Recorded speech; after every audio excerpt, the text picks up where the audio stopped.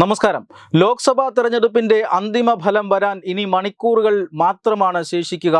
4-ാം തീയതി രാവിലെ മുതൽ വോട്ടെണ്ണി തുടങ്ങും. അപ്പോൾ മുതൽ തന്നെ രാജ്യത്തിൻ്റെ തീരുമാനം എങ്ങോട്ടാണ്, അല്ലെങ്കിൽ ഏത് ദിശയിലേക്കാണ് ജനവിധി എന്ന ആദ്യ ട്രെൻഡുകളും ഫലസൂചനകളുമൊക്കെ അറിയാൻ സാധിക്കുമെന്നുള്ളതാണ് ഏറ്റവും പ്രധാനപ്പെട്ട കാര്യം. പക്ഷേ 4-ാം തീയതിക്ക് മുന്നേ തന്നെ BJP ആഘോഷം തുടങ്ങിയിരിക്കുന്നു. അത് രണ്ടർത്ഥത്തിലാണ്.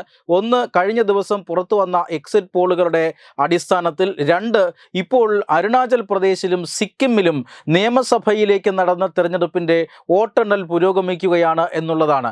അരുണാചൽ പ്രദേശിലും സിക്കിമിലും ഈ കഴിഞ്ഞ ലോക്സഭാ തെരഞ്ഞെടുപ്പിനോടൊപ്പം തന്നെയായിരുന്നു നിയമസഭയിലേക്കും തെരഞ്ഞെടുപ്പ് നടന്നത്. ആ തെരഞ്ഞെടുപ്പിൻ്റെ വോട്ടെണ്ണലാണ് ഇന്ന് രാവിലെ മുതൽ ആരംഭിച്ചത്. ഏതാണ്ട് എല്ലാ മണ്ഡലങ്ങളിലും ചിത്രം ഇപ്പോൾ വ്യക്തമായി കഴിഞ്ഞു. ആ രീതിയിൽ കാര്യങ്ങൾ മുന്നോട്ട് പോവുകയാണ്. ഇതിൽ എടുത്തു പറയേണ്ട ഒരു പ്രധാനപ്പെട്ട കാര്യം, സിക്കിമിൽ പ്രാദേശിക പാർട്ടിയായ സിക്കിം ക്രാന്തികാരി പാർട്ടി അവിടുത്തെ ഭരണം സീറ്റുകളെല്ലാം തൂത്തുവാരുന്നു എന്ന് തന്നെയാണ്. 32 അംഗ നിയമസഭയിലേക്കാണ് സിക്കിമിൽ തിരഞ്ഞെടുപ്പ് നടന്നത്. അതിൽ ഒരു സീറ്റ് മാത്രമാണ് അവർക്ക് നഷ്ടപ്പെടുന്നത്. ബാക്കി 31 സീറ്റുകളിലും ഭരണകക്ഷി മുന്നേറുകയാണ്, ലീഡ് ചെയ്യുകയാണ്. അതിൽ ഒരു സീറ്റിൽ മാത്രമായി പ്രതിപക്ഷം ചുരുങ്ങുകയാണ്. സിക്കിമിൽ തീർച്ചയായും അവിടുത്തെ രാഷ്ട്രീയ കാലാവസ്ഥ പ്രാദേശിക രാഷ്ട്രീയ പാർട്ടികൾക്ക് അനുകൂലമാണ് എന്ന് നമുക്കറിയാം.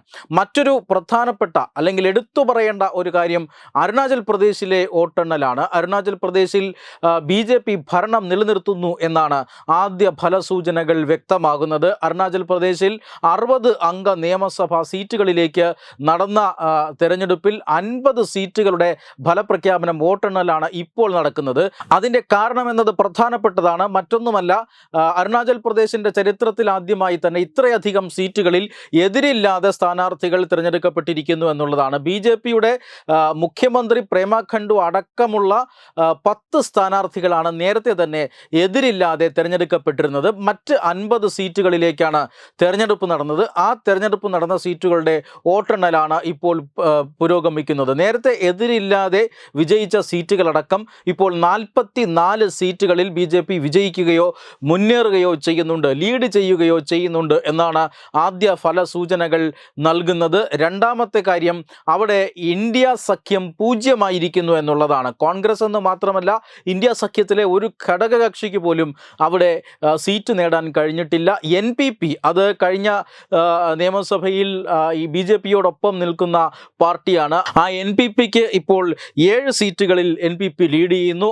6 സീറ്റുകളിൽ മറ്റ് രാഷ്ട്രീയ പാർട്ടികൾ, മറ്റുള്ളവർ 6 സീറ്റുകളിലും ലീഡ് ചെയ്യുന്നു. ഇതാണ് ഇപ്പോഴത്തെ ഒരു ലീഡ് നില എന്നത്. ഒരു 10 സീറ്റുകളിൽ BJP എതിരില്ലാതെ നേരത്തെ തിരഞ്ഞെടുക്കപ്പെടുകയും ചെയ്തിട്ടുണ്ട്. ഈ രീതിയിൽ തീർച്ചയായും അരുണാചൽ പ്രദേശിൽ BJP സർക്കാർ ഉണ്ടാക്കാൻ പോകുന്നു എന്ന് തന്നെയാണ് ഇതിൽ നിന്നും മനസ്സിലാകുന്നത്. അതൊരു ഉറച്ച ഒരു ട്രെൻഡ് തന്നെയാണ് എന്ന് നമുക്ക് പറയാൻ സാധിക്കും. വലിയ മാറ്റങ്ങളൊന്നും ഈ ട്രെൻഡിൽ നിന്നും വരാൻ പോകുന്നില്ല എന്ന് ആദ്യഘട്ട ഫലസൂചനകളിൽ നിന്ന് തന്നെ വ്യക്തമാണ്. മാത്രമല്ല, അരുണാചൽ പ്രദേശിൻ്റെ രാഷ്ട്രീയം അത് 2014 നരേന്ദ്രമോദി അധികാരത്തിൽ വന്നതിന് ശേഷം വടക്ക് കിഴക്കൻ സംസ്ഥാനങ്ങൾക്ക് നൽകിയ പ്രാധാന്യം, കഴിഞ്ഞ പതിറ്റാണ്ടുകളായി വടക്ക് കിഴക്കൻ സംസ്ഥാനങ്ങളെ അവഗണിക്കുന്ന ഒരു കേന്ദ്ര സർക്കാർ രീതിയിൽ നിന്നുള്ള പെട്ടെന്നുള്ള മാറ്റം, ഇതെല്ലാം തന്നെ വടക്ക് കിഴക്കൻ സംസ്ഥാനങ്ങളുടെ രാഷ്ട്രീയം അത് BJPക്ക് അനുകൂലമാക്കി തീർത്തു എന്നതാണ് ഏറ്റവും പ്രധാനപ്പെട്ട കാര്യം. ആ BJP അനുകൂല മനോഭാവം തന്നെയാണ് ഇപ്പോഴും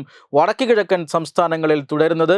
അരുണാചൽ പ്രദേശിൽ 2014 മുന്നേ തീർച്ചയായും ഒരു സംയുക്തമായ ഒരു രാഷ്ട്രീയ സാഹചര്യമായിരുന്നു. കാരണം അവിടെ പലപ്പോഴും പ്രാദേശിക പാർട്ടികൾക്ക് വലിയ മുൻതൂക്കം കിട്ടിയിട്ടുണ്ട്. മാത്രമല്ല, അവിടെ ഇന്ത്യൻ നാഷണൽ കോൺഗ്രസും ദീർഘകാലം ഭരണത്തിലിരുന്ന ഒരു സംസ്ഥാനവുമാണ്, ഒരു അതിർത്തി സംസ്ഥാനവുമാണ്, ചൈനയുമായി അതിർത്തി പങ്കിടുന്ന ഒരു സംസ്ഥാനമാണ്. മാത്രമല്ല, ചൈന പലപ്പോഴും ഈ അരുണാചൽ പ്രദേശിന് മേൽ അവകാശവാദം ഉന്നയിക്കും, ഇപ്പോഴും അവകാശവാദം ഉന്നയിക്കുന്നുണ്ട്. ഈ സംസ്ഥാനത്തിൻ്റെ പേരൊക്കെ മാറ്റി ചൈനീസ് പേരുകൾ നൽകിക്കൊണ്ട് ചൈന പലപ്പോഴും പ്രകോപനം സൃഷ്ടിക്കുന്ന ഭാഗമാണ് അരുണാചൽ പ്രദേശ്. ഈ അരുണാചൽ പ്രദേശിൽ തീർച്ചയായും ഒരു ദേശീയ പാർട്ടി അധികാരത്തിൽ വരിക, ദേശീയതയോടൊപ്പം നിൽക്കുക, ഇതൊക്കെ വളരെ പ്രധാനപ്പെട്ട ഒരു കാര്യമാണ് ഇന്ത്യയെ സംബന്ധിച്ചിടത്തോളം. അതുകൊണ്ട് തന്നെ മറ്റ് കേന്ദ്ര സർക്കാർ, അതായത് കോൺഗ്രസിൻ്റെ നേതൃത്വത്തിലുള്ള കേന്ദ്ര സർക്കാരുകളിൽ നിന്നും വ്യത്യസ്തമായി വടക്കുകിഴക്കൻ സംസ്ഥാനങ്ങളെ, ചൈന നോട്ടമിട്ടിരിക്കുന്ന വടക്കുകിഴക്കൻ സംസ്ഥാനങ്ങൾക്ക് പ്രത്യേക കരുതലും വികസനത്തിൻ്റെ എല്ലാ കാര്യങ്ങളും ഈ നരേന്ദ്രമോദി സർക്കാർ ചെയ്തിട്ടുണ്ട് എന്ന കാര്യത്തിൽ തർക്കമൊന്നുമില്ല. ആ രീതിയിൽ ഈ സംസ്ഥാനങ്ങളെ ഒരു വിധത്തിൽ തിരികെ പിടിക്കുകയായിരുന്നു നരേന്ദ്രമോദി എന്ന് തന്നെ പറയാം. അങ്ങനെ പലപ്പോഴും ജനതാ പാർട്ടിയുടെ സർക്കാരുകൾ ഉണ്ടായിട്ടുണ്ട്, പീപ്പിൾസ് പാർട്ടി ഓഫ് അരുണാചൽ പ്രദേശിൻ്റെ സർക്കാർ ഉണ്ടായിട്ടുണ്ട്, മാത്രമല്ല അരുണാചൽ പ്രദേശ് കോൺഗ്രസിൻ്റെ സർക്കാർ ഉണ്ടായിട്ടുണ്ട്, ഇന്ത്യൻ നാഷണൽ കോൺഗ്രസിൻ്റെ സർക്കാർ ഉണ്ടായിട്ടുണ്ട്. ഈ രീതിയിൽ ഒരു വലിയ സംയുക്ത രാഷ്ട്രീയമായ ഒരു സാഹചര്യം ഉണ്ടായിരുന്ന ഒരു സംസ്ഥാനമാണ് ഇപ്പോൾ കൃത്യമായി ഒരു ദേശീയ പാർട്ടിയോടൊപ്പം നിൽക്കുന്നു. BJP അവിടെ ഉണ്ടാക്കിയ വലിയ രാഷ്ട്രീയ മാറ്റം അത് സ്ഥായിയായ രാഷ്ട്രീയ മാറ്റമാണ് എന്ന് ഒരിക്കൽ കൂടി ഈ നിയമസഭാ തെരഞ്ഞെടുപ്പിലൂടെ വ്യക്തമാവുകയാണ്. കാരണം ധാരാളം മറ്റു പാർട്ടികളുടെ നേതാക്കന്മാർ BJPയിലേക്ക് ഈ കാലയളവിൽ വന്നിട്ടുണ്ട്. അവരുടെ സ്വാധീനം കൊണ്ട് തന്നെ BJP അവിടെ സംസ്ഥാനത്ത് വലിയൊരു രാഷ്ട്രീയ അടിത്തറ ഉണ്ടാക്കിയിട്ടുമുണ്ട്. ആ രാഷ്ട്രീയ അടിത്തറ ഇപ്പോൾ പാർട്ടി കാത്തു സൂക്ഷിക്കുകയും ചെയ്യുന്നു എന്നാണ് നിയമസഭാ തെരഞ്ഞെടുപ്പിൻ്റെ വോട്ടെണ്ണൽ പുരോഗമിക്കുമ്പോൾ ആദ്യ ഫലസൂചനകളിൽ നിന്നും മനസ്സിലാകുന്നത്. വെബ് ഡെസ്ക് തത്തുമൈ ന്യൂസ്.